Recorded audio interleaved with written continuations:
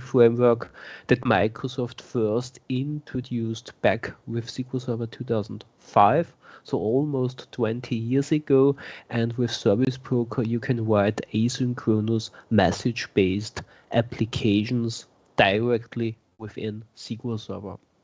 You can find more information about my person, the services that I'm offering on my website, SQLpassion.at, where I also blog regularly about SQL Server and other IT related topics. Let's talk now about the agenda. So the goal of this session is just to show you strange things around locking and blocking in SQL Server. I assume that you have already a basic understanding about locking and blocking in SQL Server, so that you know what is a shared lock, what is an exclusive lock. I also assume that you have a basic understanding about the 4 pessimistic isolation levels that SQL Server offers us. So read uncommitted, read committed, repeatable read, and the isolation level serializable.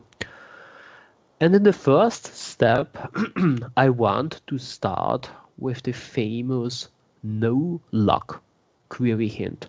I'm doing a lot of different consulting engagements. I'm offering so-called SQL Server health checks, and almost every time when I look into databases, when I'm analyzing problematic queries, I'm always seeing the NOLOCK query hint. The NOLOCK query hint is very, very fast. As the name implies, when you are using the NOLOCK query hint during reading, so when you're working with select statements, SQL Server internally doesn't acquire a so-called shared lock. And therefore, you have no blocking situations with other queries which are currently holding, for example, an exclusive lock when you're inserting a record, when you change a record, when you delete a record. So for a lot of people, the NOLOCK query hint is just a turbo booster within SQL Server because it makes queries very, very fast. The problem is, with the NOLOCK query hint, you are telling SQL Server that you want that SQL Server just reads uncommitted data. So when someone is changing a record and you are reading that record with the NOLOCK query hint, SQL Server just returns you the uncommitted data. Means when the other transaction rolls back, you have read data which have never ever existed logically inside your database. So with the NOLOCK query hint, a SQL statement just behaves as when you're working with the isolation level read uncommitted. So you are telling SQL Server that you want to read uncommitted data. So you are getting a better performance, but you are getting a worse data consistency. So NOLOCK is not really a good choice when you need a consistent state of your data. And a lot of people are thinking now that the NOLOCK query hint is a guarantee that your query will never ever block. But that's not the truth, because even with the NOLOCK query hint, your query can wait on something. And I want to demonstrate that now with a very simple example. So let's switch over to SQL Server. I'm using here Azure Data Studio. I'm connected here to a SQL Server instance. That instance is running in a Docker container. As Magnus has already said, I have talked about Docker in my last session, and today I'm just using that Docker container for my examples. So let's create in the first step a new database. Let's make that a little bit larger, and let's create a very simple table, just a table with columns, and let's insert into that table 1000 records in a while loop. So not really a complicated setup that I have here. As you can see, we have a table with 1000 records, so nothing special here. And now imagine you are making deployments into your production system, and maybe you are changing your database schema during that deployment. Means you're beginning a new transaction, and then you're altering that table and you are adding a new column. Maybe you are creating a new index. Doesn't really matter. What happens now internally in SQL Server? When we alter a table, SQL Server acquires internally a so-called schema modification log because we are modifying our database schema. We can also see that schema modification log. I'm going here to the log manager, system logs. For my session ID, I have here session ID of 73. And as you can see, when we scroll here down, we have here some schema modification logs. Maybe you are asking why we have here so many different schema modification logs. That is a feature of SQL Server. This is called log partitioning. I'm running here that Docker container with 12 CPU cores because my physical system also has 12 physical CPU cores, and therefore SQL Server just uses internally a log partitioning. But to be on the safe side, as you can see, or maybe you don't see it quite well, let's take that column in the first one, request mode, and you can see it better.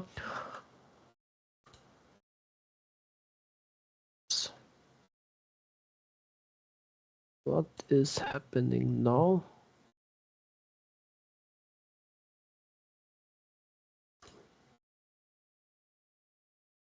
Nothing happens.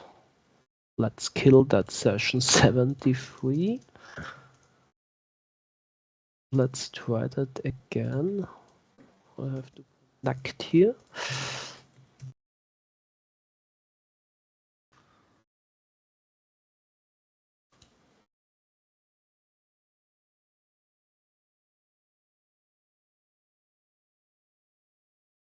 What happened to my SQL server? My SQL server is online, but I can't connect anymore. I love Docker.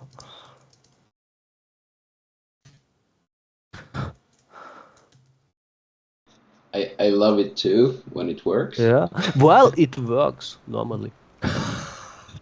Yeah, This was that's my crazy. experience too. I have never ever had that problem.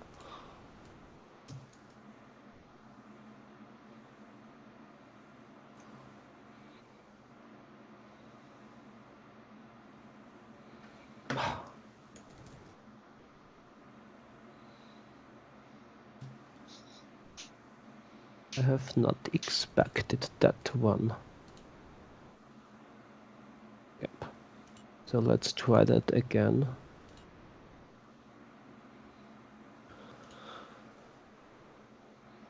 So let's create our database. Again, I have to connect.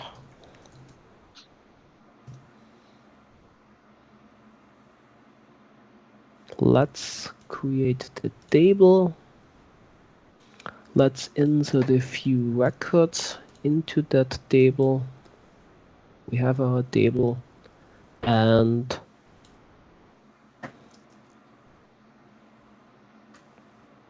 let's begin that transaction.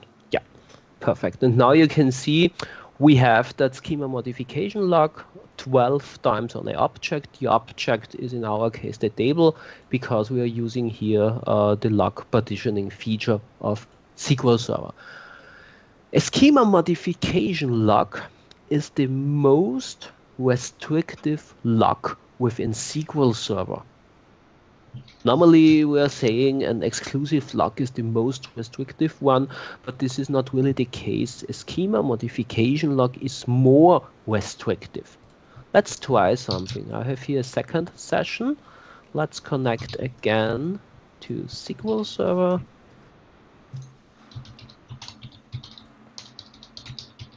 And now, let's do the following. Let's read from that table. This is slow. Very slow. Nothing happens. Nothing happens. Let's use the NOLOCK query hint.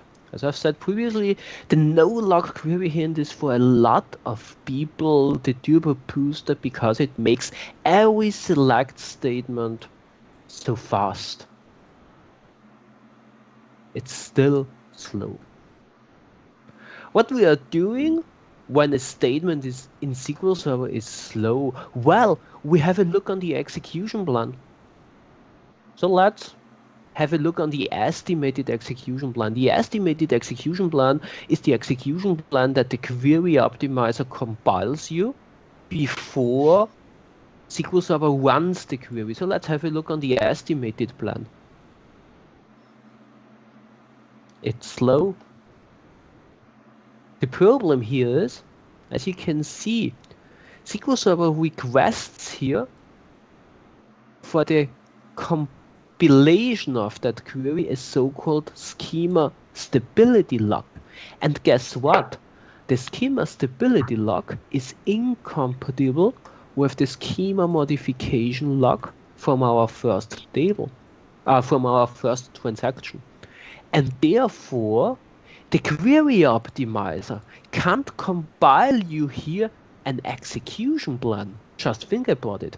The query itself hasn't yet started. SQL Server has no idea what to do for that query because we have no execution plan. But we can't compile an execution plan because we are waiting on that schema stability lock. Let's have a look on that one again. Let's start a third session. We have here now a session ID of 79. Let's have a look on what session ID 79 is waiting on. And as you can see, we are waiting on a schema stability lock. Again, we have here an object ID, 901 something 250, and that ID is the same. Let's make that larger. That's the same as you can see here, 901 something 250. So on that object ID, we have already a schema modification lock, and that schema modification lock is incompatible with the schema stability lock that the query optimizer tries to acquire here. So this is very, very important when you're making deployments into a production environment. When you're altering tables, during that time, the query optimizer can't compile your execution plans. So this is very, very important. And as you see, we are still waiting here. Nothing happens. Let's finish that transaction, which is doing the alter table with a rollback transaction. And now, as you can see, we have done something. And it took us 2 minutes and almost 30 seconds. So this is very, very important. The NOLOCK query hint is no guarantee that you have no blocking situations in SQL Server. Very, very important. Schema stability lock and the schema modification lock, both locks are just incompatible to each other. Cool. Questions on that? Nothing so far, no. Perfect. Let's go back to PowerPoint. So this was an easy one, but still cool to see that NOLOCK doesn't mean that you're getting no blocking situations in SQL Server. Let's talk now about hold locks. By default, when we are running transactions in SQL Server, we are running these transactions in the isolation level read committed.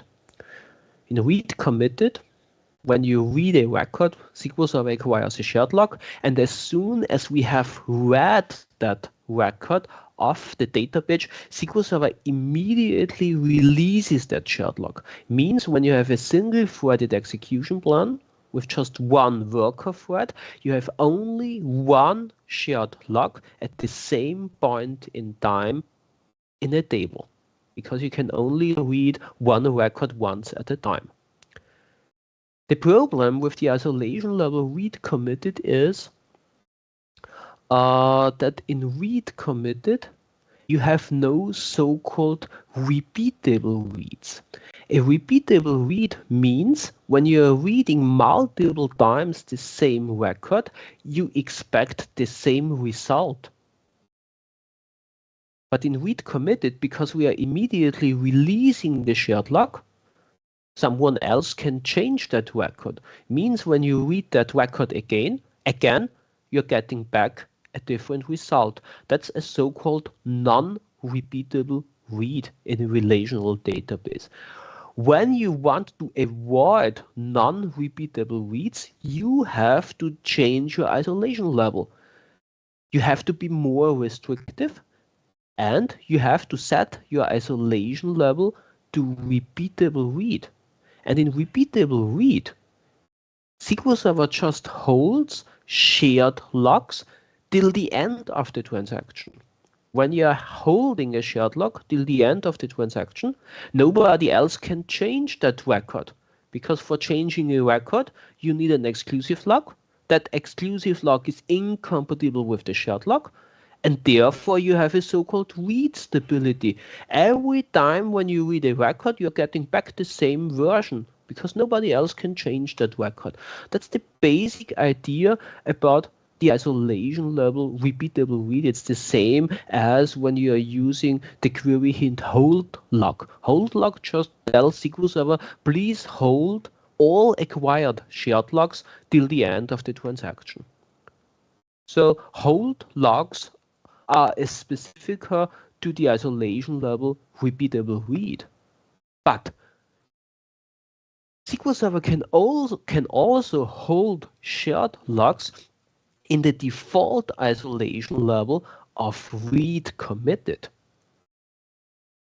I have listed here in that slide a few examples where read committed behaves as the isolation level repeatable read. Imagine you are reading some data with a scan or seek operation in the execution plan, and afterwards you have a blocking operator in the plan, like a sort operator or a hash operator, like a hash join, hash aggregate. For example, SQL Server uses them to prevent a problem called Halloween protection, which is also a very prominent problem in relational databases. The problem also occurs when you are working with LOB data types in SQL Server. They can store up to 2 gigabytes of data, and they were introduced also back with SQL Server 2005. For example, varchar max data type, the XML data type, var binary max data type.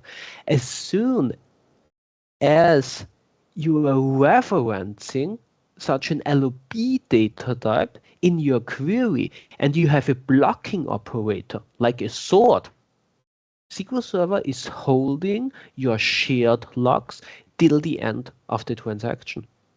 This is internally necessary by SQL Server. So there are good reasons why SQL Server has to behave in that way. So let's have a look on that one.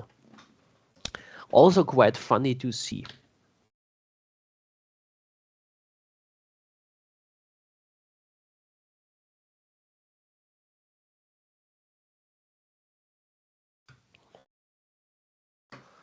Let's create a new database. Again, we have to connect a hate that.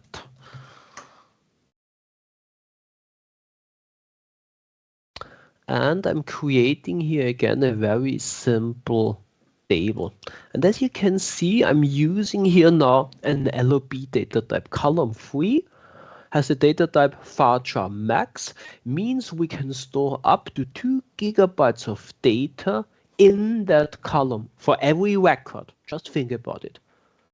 So this is a so-called LOB data type in SQL Server. Let's insert here a few records. As you can see in that LOB column, I'm just inserting 3 bytes, 3 characters, so not that much. And what I'm doing now, I'm beginning a new transaction, and I'm just setting or placing an exclusive lock in the third row. So this is just a setup. I just want to generate a blocking situation. So I'm just acquiring here an exclusive lock on the third row, and I'm not committing or rolling back that transaction by now. Means the third row is now exclusively locked, and therefore when we read from that table, we are getting a blocking situation, and we can look afterwards into the lock manager to get a better understanding which locks SQL Server has acquired and on which locks a query is waiting on. So what I'm doing here, I'm using that database in a second session. Again, I have to connect.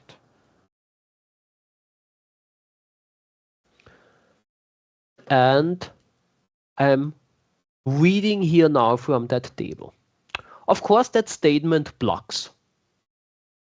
For the select statement, we acquire shared locks. We can acquire a shared lock on the first row, on the second row, but on the third row, we don't get the shared lock because the first session has acquired here the exclusive lock. So this is just a traditional blocking situation.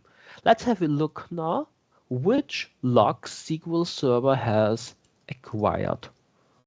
Let's do here a third session. We have here session ID of 59. Let's have a look into the lock manager.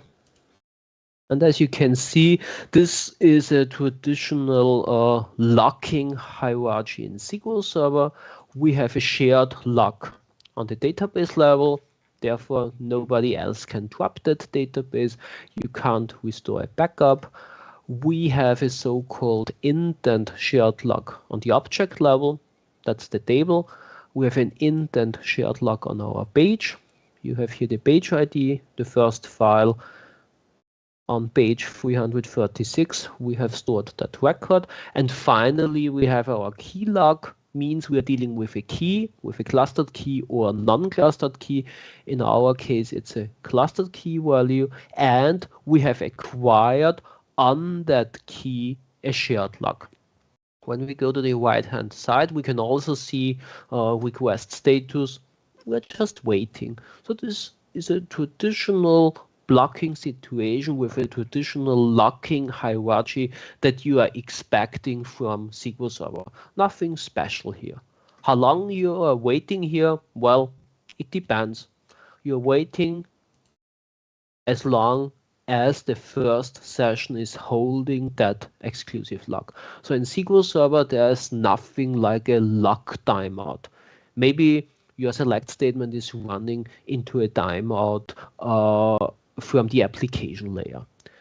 And as you can see in this statement, I have only referenced here column 2. When we look on the table definition, column 2 is a traditional fixed size data type, integer, 4 bytes. So we haven't yet touched column 3, our LOB data type. Let's cancel that query. And now I'm selecting column 3. I'm selecting column 3 and I'm ordering by column 2. Let's include, or let's have a look on the estimated plan. That's the estimated execution plan. As you can see, we are reading from the clustered index scan. The clustered index is ordered by the ID column because that's our clustered key. we request the data ordered by column 2, so we have an explicit sort operator in the execution plan. And that sort operator is a blocking operator. What is a blocking operator? Well, when can that sort operator return the first row? Well, the answer is easy. The sort operator has to consume all the rows from that clustered index scan. Then the sort operator is doing its sort operation. SQL Server uses here a merge sort algorithm internally, and then we are returning the sorted output. So this is a blocking operator because we are consuming all those rows into the sort. Nothing is returned in the meantime to the client. Then the sort operator is working, and then the sort is returning the result. That's a blocking operator. The problem here is now we are referencing that column 3. The varchar max data type. Let's run that query. Of course, it's blocking again. We can't read the third row because the third row is still blocked by our first session. We're still blocked by that exclusive lock that we have acquired during the update statement. Let's have a look into the lock manager. That was our locking hierarchy. The first step where we haven't yet touched column 3. Let's run that statement again. And as you can see, the output has changed. We have now 3 key locks. As you can see, SQL Server has acquired a shared lock on the first 2 rows. We have here a request status of grant, so we got those shared locks and we are waiting on the shared lock on the third row. But guess what? SQL Server has acquired on the first 2 rows that shared lock, but it hasn't released that shared lock yet. So more or less, SQL Server is running that transaction in the isolation level repeatable read. We acquire the shared lock and we are holding now that shared lock till the end of our transaction. Just think about it. That's the behavior of the isolation level repeatable read. This has nothing to do with read committed. SQL Server is just holding those shared locks till the end of the transaction because we are referencing in our select list, in the projection of our select statement, just an LOB data type. We are ordering by an integer column. We are only selecting that one. We are only selecting it, and this is enough for SQL Server to behave internally as we would run that statement in repeatable read. Imagine the following here. I'm filtering. I'm just telling SQL Server, please return me all the rows where column 3 is not null. We just want to know, is something in that column, yes or no? Let's run that query. Again, it blocks. Let's have a look into the lock manager. And again, you can see we are touching an LOB column in our query, and immediately SQL Server behaves as when we would run that statement in repeatable read. So I'm seeing that very, very often. A lot of people are just using LOB columns. Varchar max, var binary max. Today in the morning, I have worked a little bit with a customer, and they have used unique identifiers as primary key values. Really, really terrible. I can talk about that one a few hours. But the crazy thing is they have not used the unique identifier data type. They have used varchar max. Quite funny, as terrible as possible. Magnus is already laughing. Yeah, varchar max for a unique identifier value, as terrible as possible. Unique identifier values are already terrible in SQL Server, but when you combine them or when you store them in the varchar max data type, you are doing really, really crazy things. I have never ever seen something. Yeah, just There are so many yeah. things I want to say about it, but People I'm can gonna be be quiet. really, really creative. Sometimes a little bit too creative. But this is very important here. When you have LOB data types, you just have to bear in mind that SQL Server is holding those logs until the end of the transaction. So this is very important here. When you have a blocking operator in the execution plan.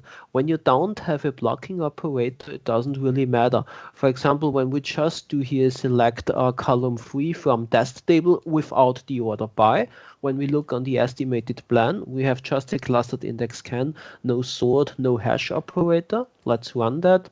Let's have a look on the log manager. You are fine. You need a blocking operator in the execution plan. That's very, very important here. When we look on that query from previously where we have restricted on column 3, when we look on the estimated plan, you have here the filter, and the filter in that case is also more or less somehow a blocking operator or an operator which leads to that behavior in SQL Server. Questions on that? There was a question, did they use the varchar max GUID as the clustered index or just a unique constraint? They have used it as the primary key column. Okay. Yeah. So, because I was thinking if it was even possible, but I guess since it's a primary key, it can't be larger than whatever is the max size of an index. So even when using varchar max, it's not going to allow them to write more than, what is it? 900. No, it's 900 bytes, I think so.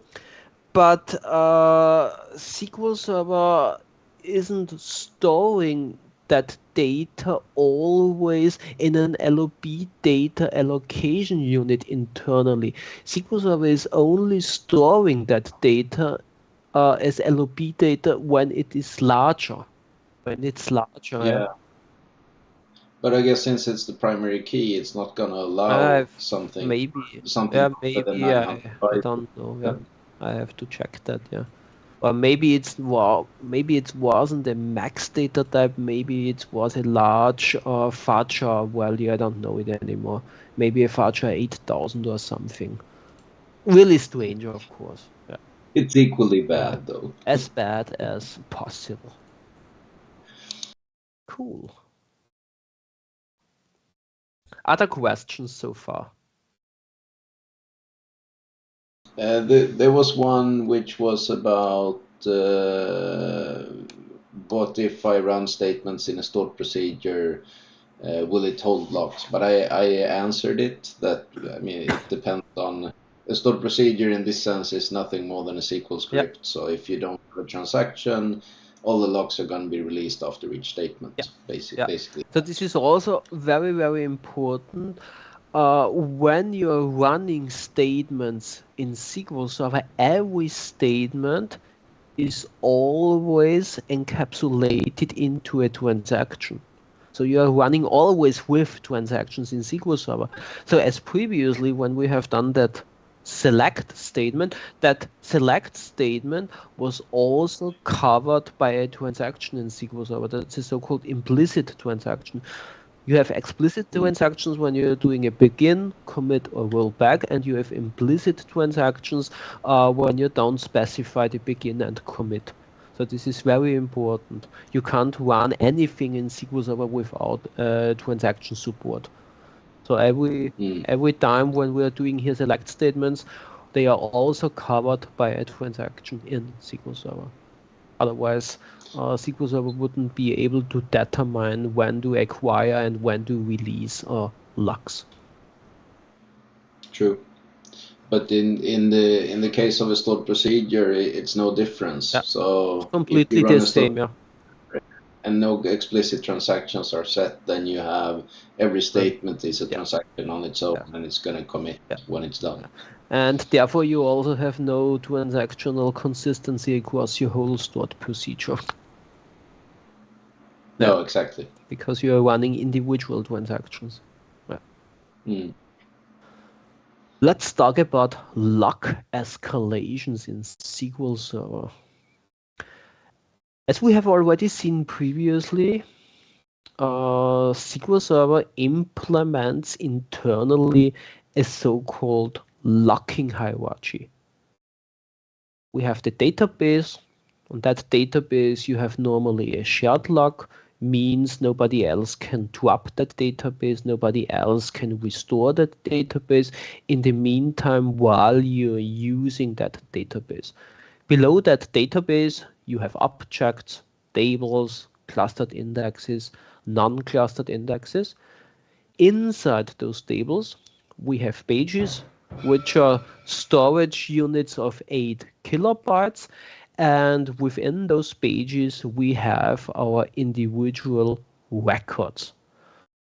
And on that whole locking hierarchy, SQL Server acquires locks.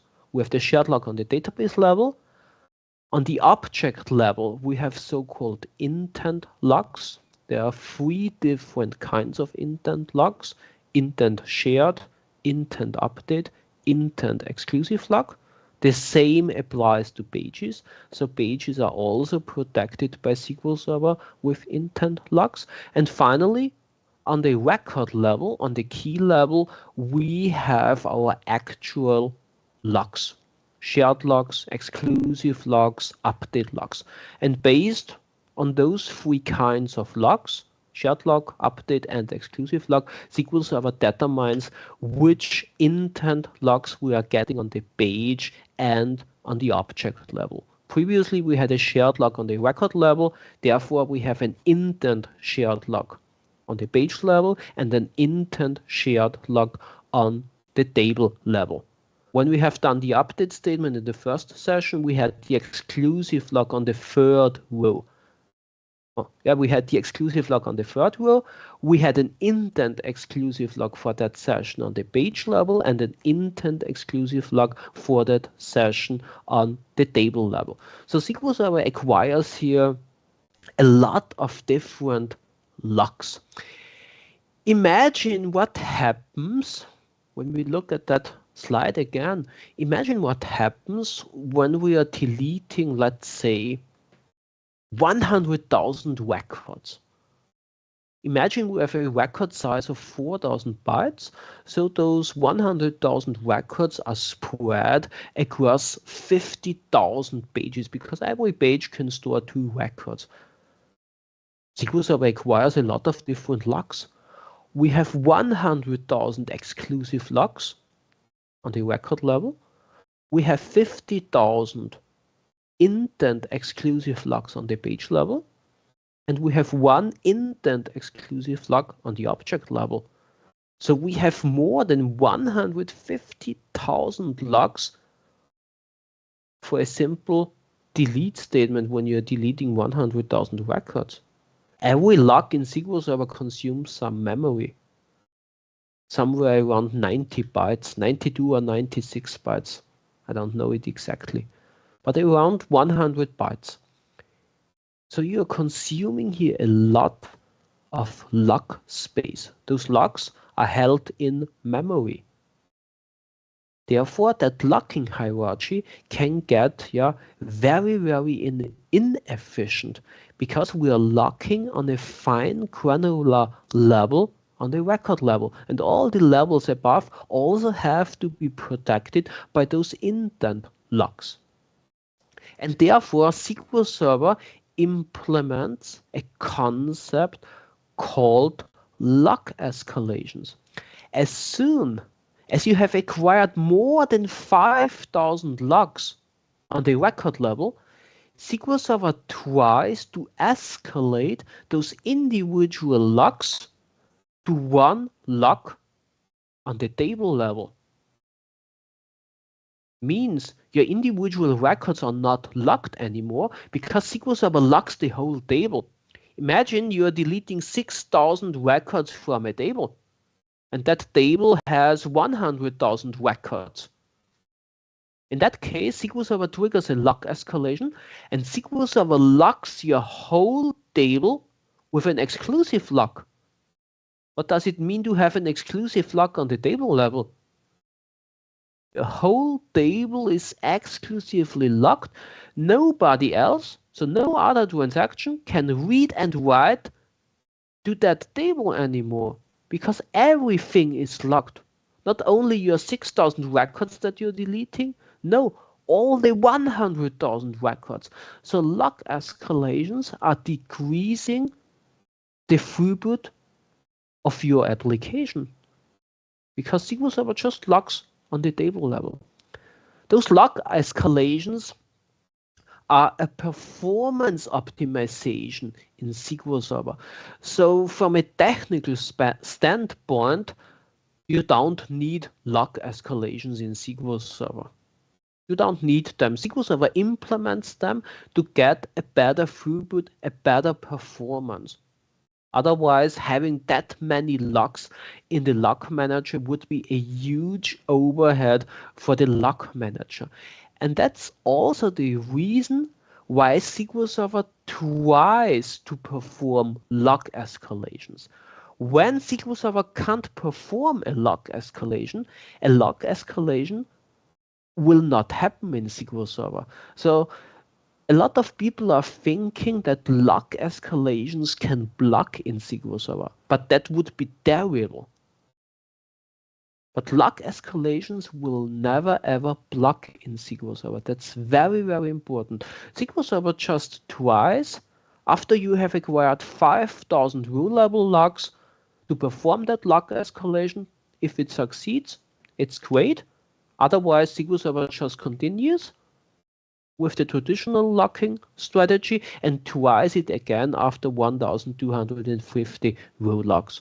So at 6,250 row locks, SQL Server just tries again to perform a lock escalation. If it succeeds, it's great.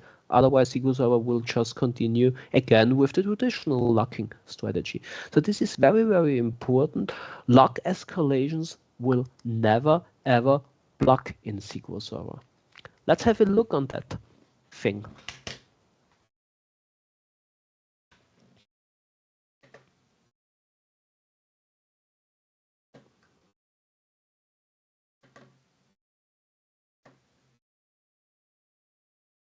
Let's go to my AdventureWorks database.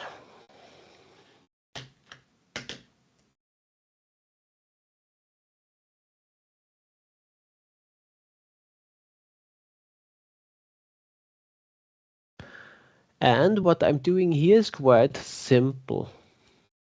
I have here an update statement within a transaction, and I'm updating here one specific record. Means when we are updating that record, we again place an exclusive lock on that specific row. Quite simple. And what we are doing now in a different session is the following. We begin a new transaction. So we have now an explicit transaction, and we are reading the first 6,000 rows from that table. Within those 6,000 rows, that record is not included because that record comes somewhere after those 6,000 records that we are reading from the second transaction. And I'm telling SQL Server that I want to hold those shared logs that we are acquiring here. So we are telling SQL Server, please run that statement in the isolation level repeatable read.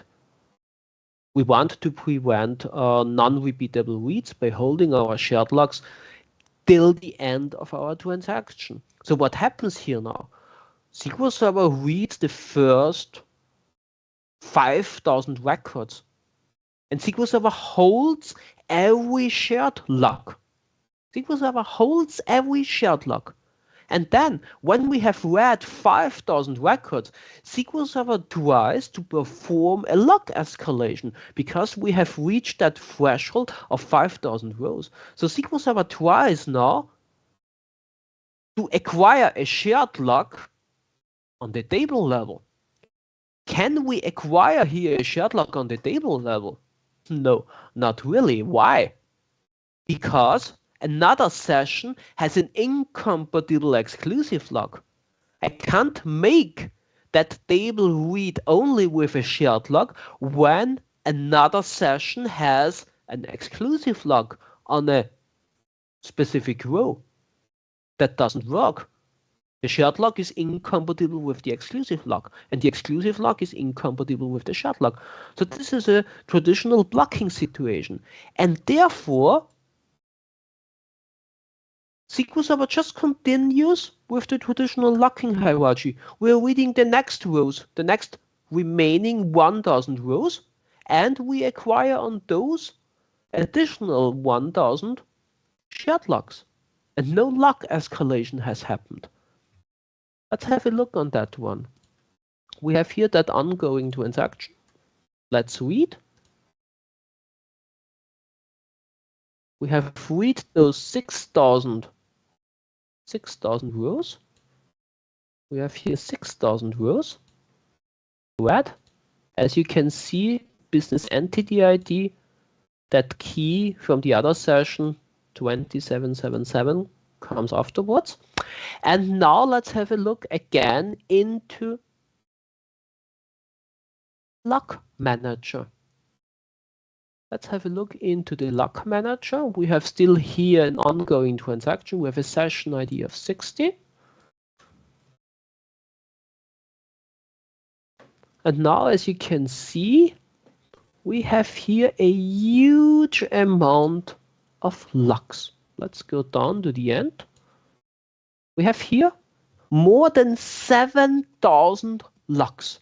And each lock costs you around 100 bytes of main memory.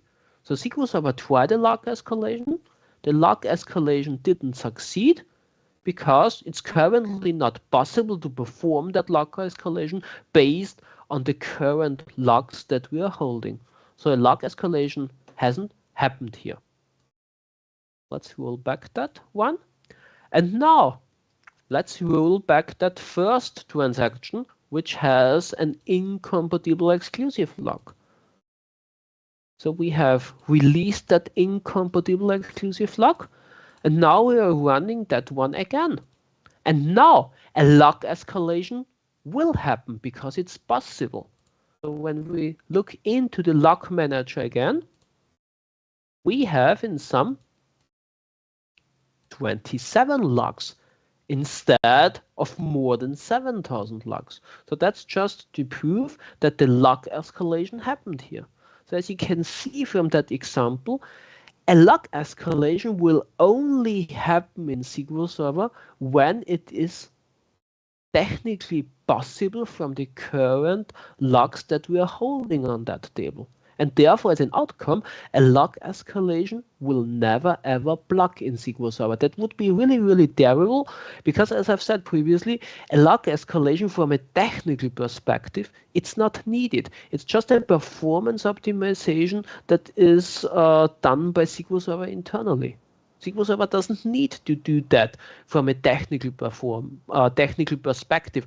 Our database would still behave correctly without lock escalations. It's just a performance optimization to save some main memory in the lock manager. Questions on that? No, no questions. Perfect. So let's roll back that one.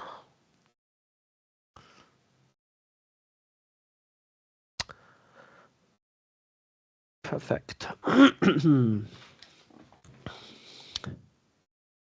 Let's talk about so-called key range locks. Key range locks are specific to the isolation level serializable.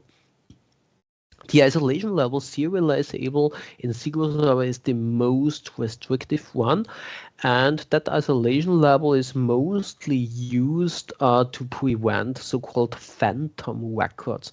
Phantom records are just records which can appear and disappear when you're running select statements multiple times within a transaction. Imagine you're requesting all your customers from Sweden, you're getting back 100 records, then you run that select statement again, you are getting back 101 records. Afterwards, you are running that statement again, you are getting back 100 records. So you had a phantom record, a record which appeared, disappeared during a transaction. This is possible in the isolation level read committed, repeatable read, and read uncommitted. When you want to prevent that scenario, you have to choose the isolation level serializable, the most restrictive one in SQL Server. And SQL Server internally prevents those phantom records by using so-called key range locks. Those are specialized locks in SQL Server, and with those locks, SQL Server just prevents during a transaction that another transaction just inserts a record into a set.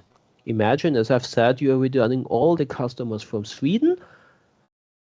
Therefore, SQL Server just locks that range with key range locks. Means when another transaction tries to insert a record, a customer in Sweden, that insert will block. If you try to insert a record where the customer is in Austria, the insert will succeed because SQL Server just blocks that range of data. This is very, very important here. This is called a key range locking technique in SQL Server. And SQL Server is using here those key range locks. And a lot of people are thinking that key range locks are specific to the isolation level serializable. But that's not the truth. You can even see and encounter key range locks in the default isolation level of read committed. And SQL Server is using them when you're working with foreign key constraints where you have cascading deletes enabled. Because during a cascading delete operation, SQL Server has to guarantee that no other transactions can insert records during that time when the cascading delete operation runs in SQL Server. And for that reason, SQL Server is just reusing that key range locking technology that is normally specific to the isolation level serializable. And therefore, as an outcome, you can see key range locks even in the isolation level read committed. Let's have a look on that one.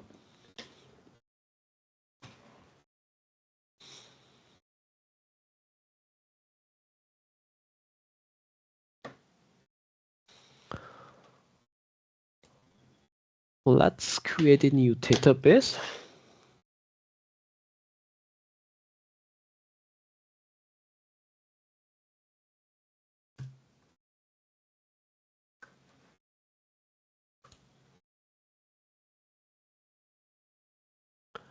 Let's create a new table. I call that a parent table. I create a child table. As you can see, the child table has a column which references the primary key of the parent table, and now we are adding here a foreign key constraint where we do that relationship, and we enable also cascading delete operations. So quite simple. Let's insert a few rows.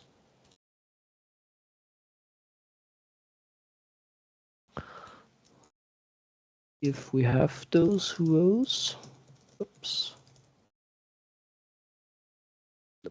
haven't done the insert. Yep.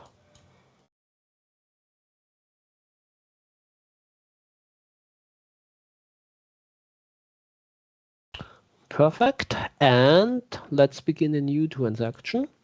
And let's delete from the parent table.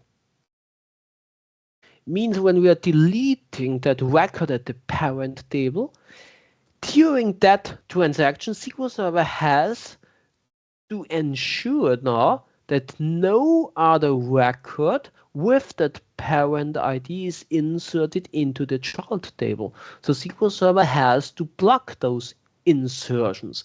And for that reason, SQL Server is using key range locks. When we look now into the lock manager,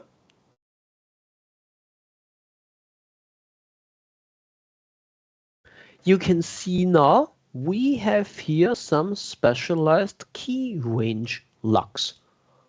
We are running in the default isolation level of read committed, but we see key range locks which are acquired by SQL Server.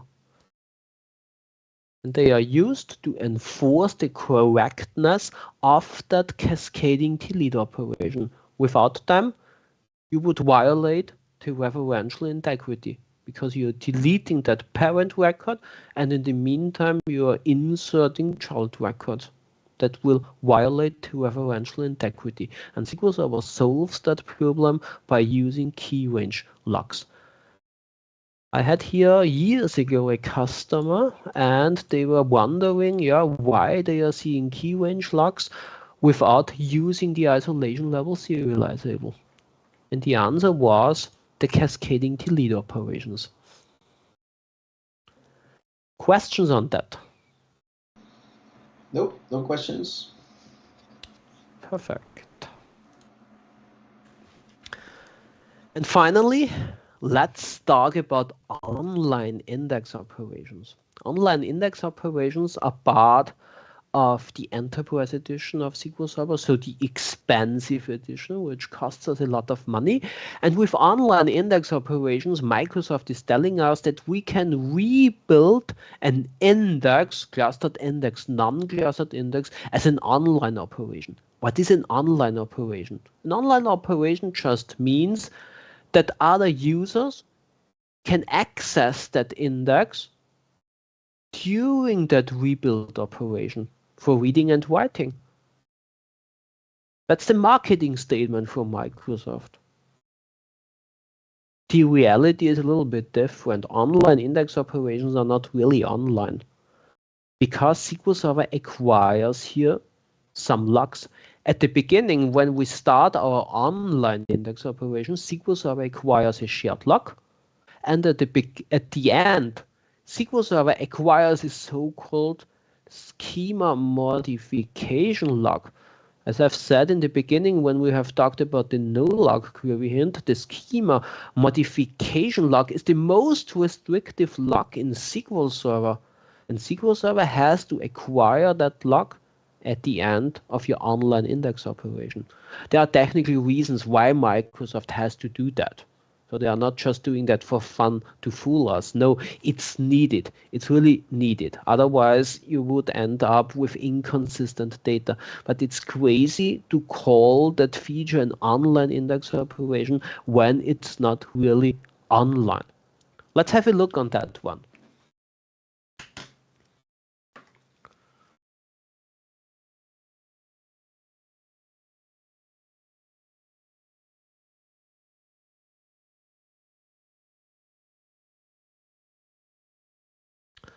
Let's create a new database.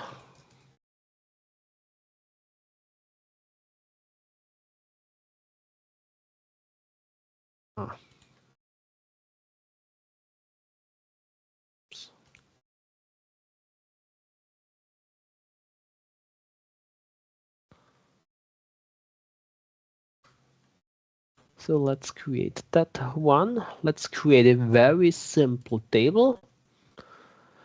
I'm creating a cluster key on the first column, col 1. Let's insert 3 records. And what I'm doing again, I'm just beginning a new transaction and I'm acquiring an exclusive lock on the first row. I'm just acquiring an exclusive lock. And now what we are doing in a different session is the following. We are running an online index operation in SQL Server. And as you can see, that online index operation, it's slow. It's just slow. Well, it's not really slow. The problem is it just blocks. Let's have a look into the log manager. This tm unlocks.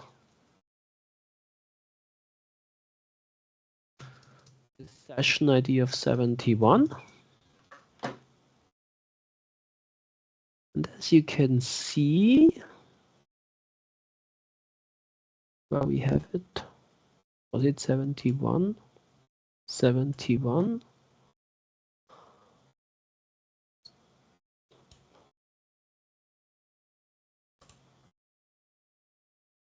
Well, you can't see it now. Let's do a request status.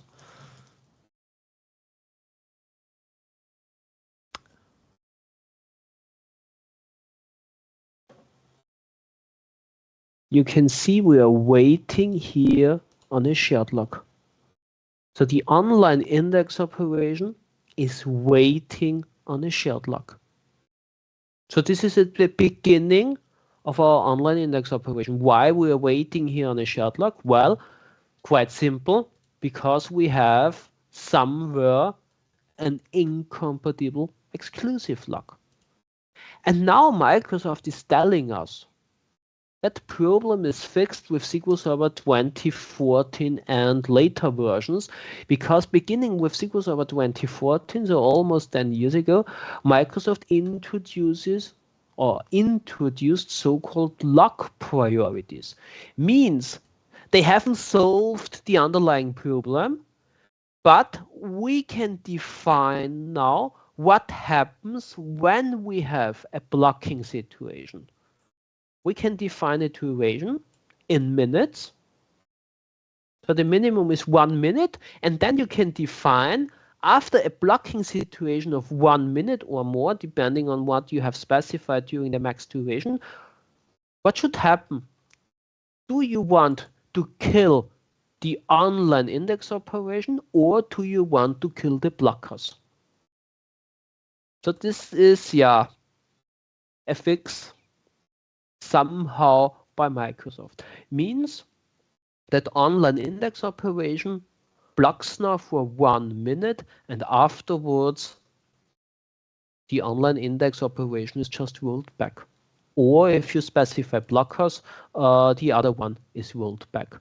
But that's the only improvement that Microsoft has done here with SQL Server 2014. Those are so-called log priorities, but the underlying locking problem with the shared log at the beginning and the schema modification log at the end of the online index operation is still there. So this is very important to remember. Online index operations are not really online. A lot of people telling me, yeah, we are running online index operations, or we want to migrate to the enterprise edition of SQL Server because of online index operations, but to be honest, they are not really online.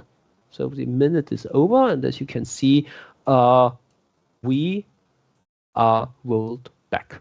If you're doing the same with blockers, the other session would be rolled, or the other transaction would be rolled back after a minute. Questions on that? Not a question, but a comment for me. If I'm gonna be honest, I would rather. I mean, the behavior, if I don't specify anything with the weight at low priority, etc., what will happen is that the index operation will wait in a queue, everything else will be blocked behind it, and it acquires its lock, so you will have like a big spike in waiting tasks on the busy system, which is better than killing the offender or the blocking session, because if you kill that, that's a business transaction that is lost. So I would rather cause a spike in waiting tasks for a few seconds than deliberately killing another session. Because I mean, so I've worked on some systems where that schema modification lock in the end, it will just never be acquired. Yeah, If because it's I not could wait possible. it definitely, because so Yeah, if I wait at low priority and set it to 5 hours, it would yeah, be 5 hours and never, because we had something like 30,000-40,000 batch requests per second, yeah, all in the same table. So it's I don't like it. yeah. Well, I'm not also not really a fan of it, but yeah, it's crazy what Microsoft tells you what SQL Server can do, but in reality, it's completely different. We have another question. Do page locks Yes. exist always as a consequence of locks at row level, or is it Yes. possible to have page locks without row locks? You can have page locks without row locks. There's a hint in SQL Server, but there are other side effects of it. I have written here some years ago a blog posting. Let's see if I find that one. Oh, no.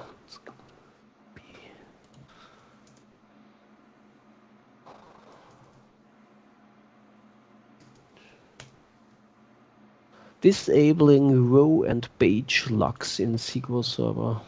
You can disable them, but you have now some side effects. Yeah, the side effect is that you can't reorganize an index anymore when page locks are disabled.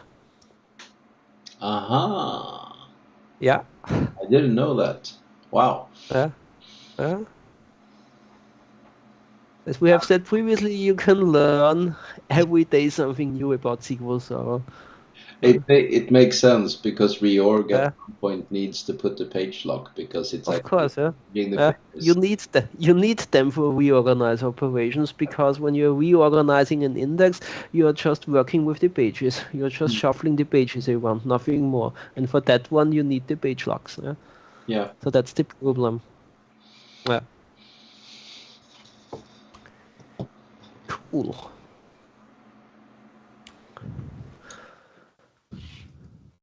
So we are at the end.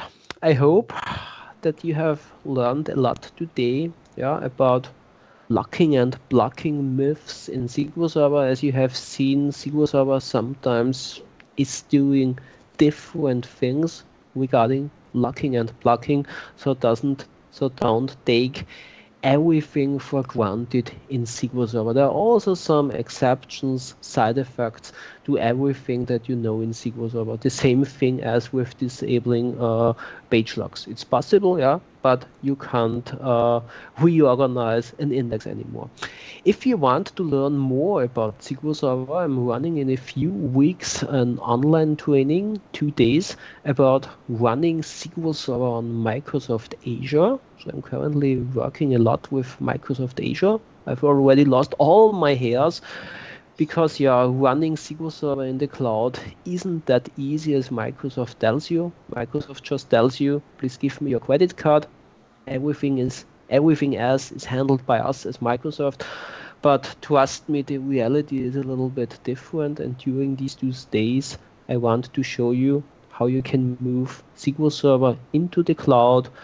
I'm talking about Azure SQL Database, SQL managed instance, how to run SQL Server in Azure VMs. So a lot of things to cover. If you are interested, just look on the website. You can find it on my website at SQLpassion.at. If you send me an email, just mention that you were in that session, then I can also give you a discount code for a 10% discount.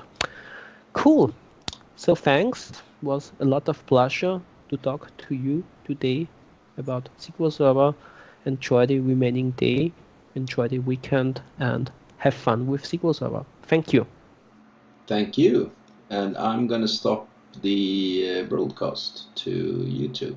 But so thanks for joining everyone. Thanks, Klaus, for joining us. Thanks